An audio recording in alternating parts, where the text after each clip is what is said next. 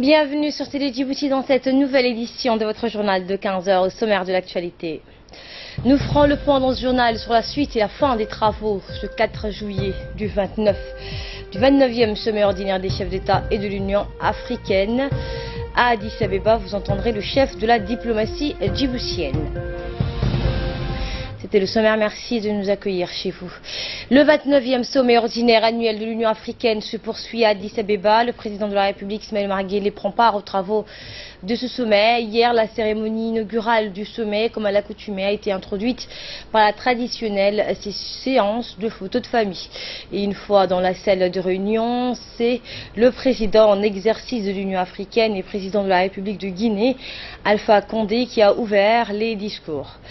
M. Condé a dédié l'essentiel de ses propos au rappel des différents travaux réalisés durant la mandature d'une année qu'il vient de finir à la tête de la présidence tournante de l'Union africaine. Le nouveau président de la Commission de l'Union africaine, le Tchadien Moussa Faki, l'a succédé. C'est le premier intervenant à la tribune. En guise d'avant-propos, M. Faki a tout d'abord réitéré aux leaders africains réunis en plénière ses remerciements relatifs à la confiance portée en lui, en l'élisant donc à la tête de l'exécutif de l'Union africaine. Plusieurs sujets ont été à l'ordre du jour de ce forum. La nécessité de créer les conditions d'une plus grande conviction des jeunes africains à leur continent était le premier thème à l'ordre du jour de ce sommet.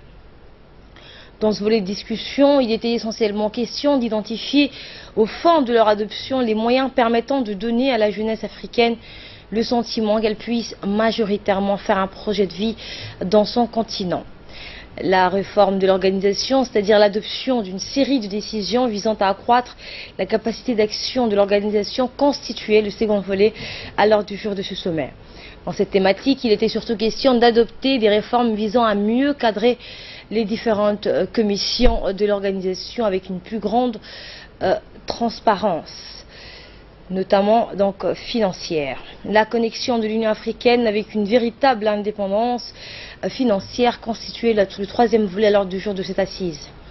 Dans cette phase, il est surtout question de remédier à la situation actuelle où les besoins financiers de l'organisation proviennent à hauteur de 75% par des structures partenaires. La souscription à une plus grande indépendance financière a déjà été adoptée par l'Union africaine. Elle réside dans la réforme prévoyant à ce que chaque pays membre de l'Union africaine transfère 0,2% de la valeur du montant de ses importations à l'Union africaine. Sous l'impulsion du président de la République, Ismaël Omar Guelleh, a déjà pris toutes les dispositions utiles à la réalisation de ce programme. La Banque centrale de Djibouti est mandatée pour assurer le transfèrement de la cotisation djiboutienne. En marge de ce sommet, les pays membres de la MISOM se sont réunis les voies et moyens de procéder à une stratégie de la MISOM du territoire somalien. Ce point était également à l'ordre du jour de cette assise. Le chef de la diplomatie djiboutienne, Mohamed Ali Youssouf, nous fait un compte-rendu sur la réunion des pays contributeurs de la mission de maintien de la paix en Somalie, ainsi que le rôle majeur de Djibouti pour la restauration de la paix en Somalie. On écoute. La réunion des pays contributeurs aux forces de la mission s'est tenue ce matin et a été convoquée par le commissaire chargé de la paix et de la sécurité de l'Union africaine. Cette réunion avait pour objectif de faire le point sur la situation des forces de la MISOM en Somalie.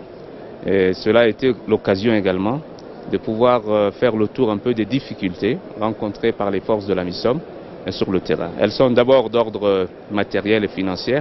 Vous savez qu'un certain nombre de bailleurs et de partenaires ont décidé de réduire le financement qu'ils accordent à la MISOM et ceci impacte directement le fonctionnement et surtout l'opérationnalisation de ces forces sur le terrain. Et vous savez que la MISOM a quand même fait œuvre utile depuis plusieurs années, depuis sa mise en place en 2007.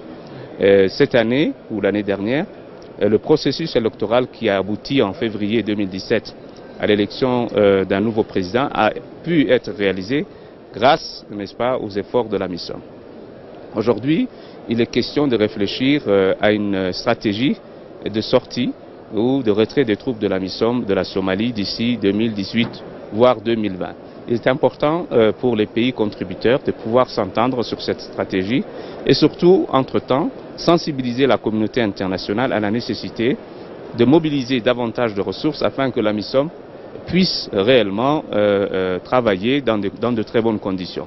Notre pays, comme vous le savez, a déployé 2 bataillons dans la région de Hiran et nous sommes en train maintenant également d'essayer de déployer un certain nombre de matériels pour justement sécuriser cette région et faire en sorte que l'action des forces armées djiboutiennes dans le cadre de la MISOM soit la plus efficace possible.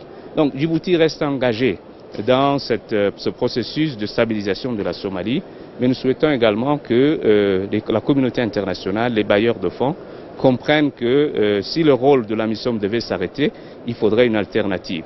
Et nous pensons que l'alternative est représentée par les forces de sécurité somaliennes. Il est important que le résultat de la conférence de Londres qui a eu lieu donc au début de cette année et qui a mis en place ce qu'ils appellent le Parc Security, puisse être rapidement lancé afin de permettre aux forces somaliennes de sécurité de pouvoir s'équiper, d'être formées et progressivement prendre la relève de la MISOM. Voilà en substance les différents points des délibérations et des débats que les pays de la MISOM ont eu, ou les pays contributeurs à la MISOM ont pu avoir ce matin dans le cadre de cette réunion donc convoquée à l'Union africaine sous la présidence du commissaire Ismaël Chergui.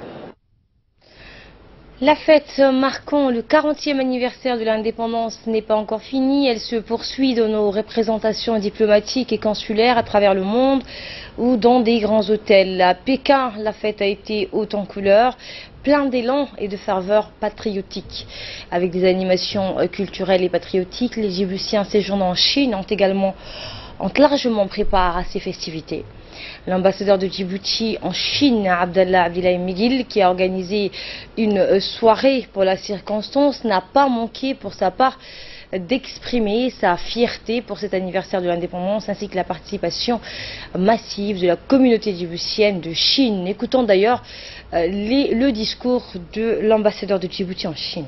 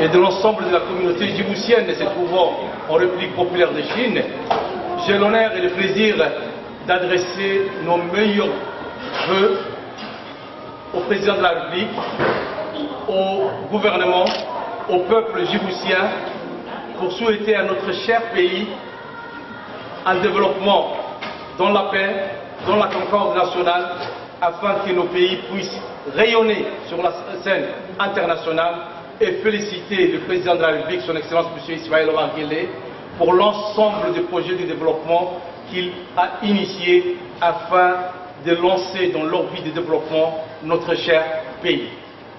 Bonne fête à l'ensemble de la population djiboutienne.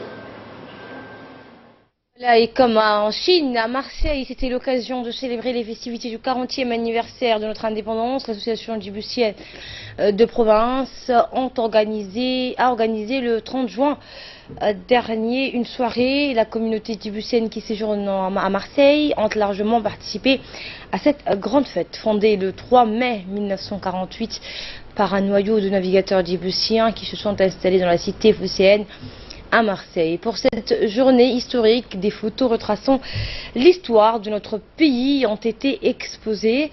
Un tournoi de foot a été organisé et plusieurs élus de Marseille sont venus célébrer la fête de notre accession du 40e anniversaire de l'indépendance.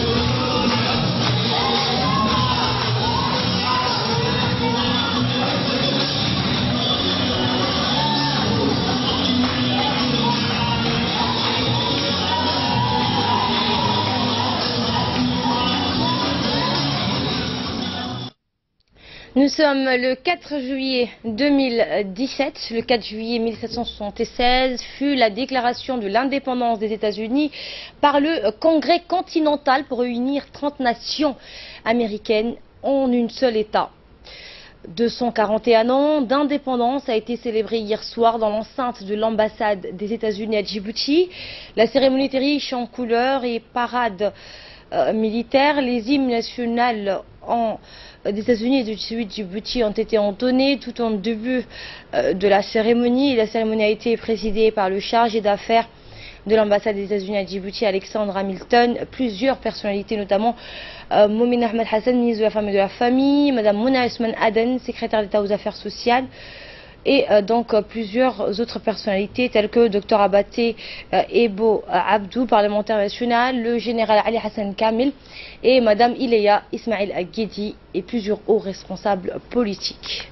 Last gleaming, whose broad stripes and bright stars through the perilous fight o'er the ramparts we watched were so gallantly streaming, and the rocket's red glare gave.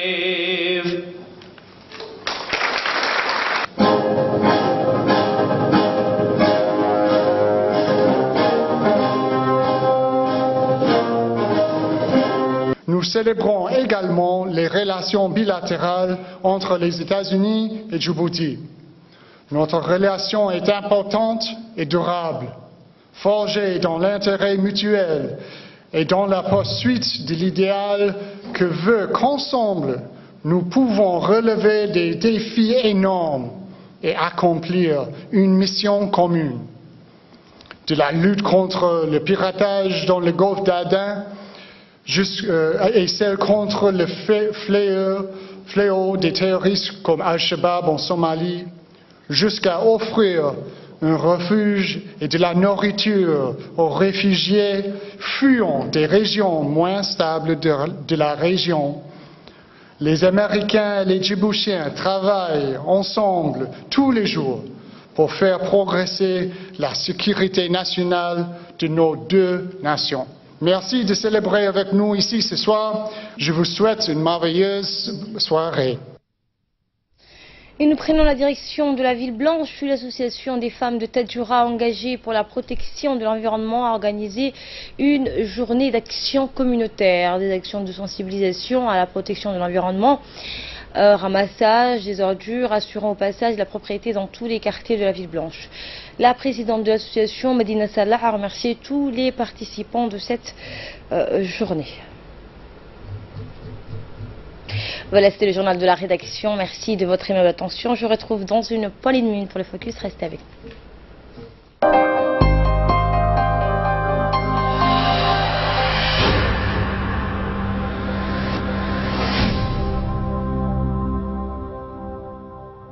Coca-Cola?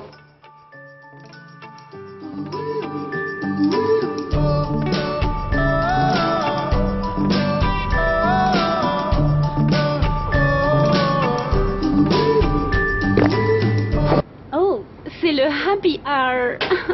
Alors, vous avez gagné un Coca-Cola gratuit. Mais il faut le boire ici.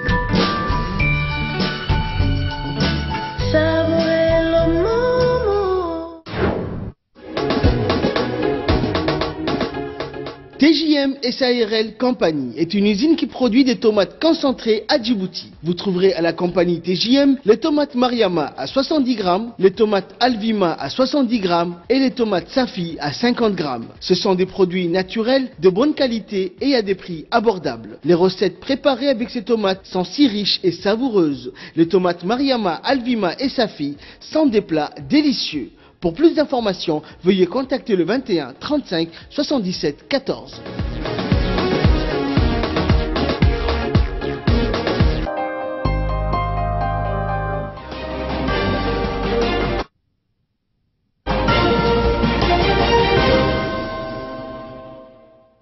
Place maintenant au focus. Bonjour. Bonjour.